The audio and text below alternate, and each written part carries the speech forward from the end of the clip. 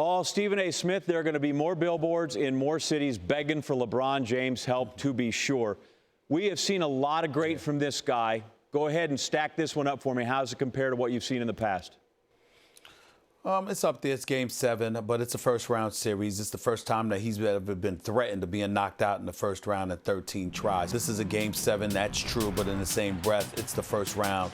It's not an NBA Conference Finals. It's not an NBA Finals, but in the end, this is definitely up there. I mean, obviously, it's a Game 7, so you can't dismiss it. It's 45 points. You can't dismiss that, but it's against the Indiana Pacers, a good team, team collectively that's better than the Cleveland Cavaliers, but it's not like it was against one of the elite teams that has championship hardware that knows what to do in moments like this. You respect the performance. It was phenomenal, but there are greater performances that he has had. He played 43 minutes, which means the rest of his team was basically a PTI segment.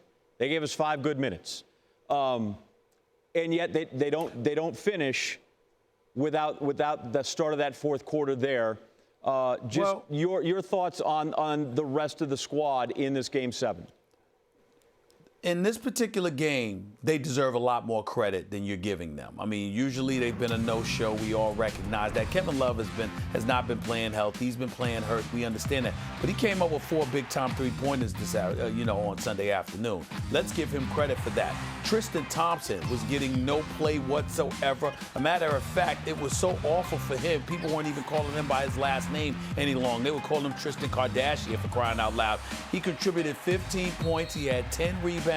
He had a key block shot later on in the game. Got to give him credit. George Hill coming off the bench, having missed the previous 3 games, and performing the way that he performed. It was pivotal. LeBron goes out the game for just a couple of minutes, goes back to the locker room.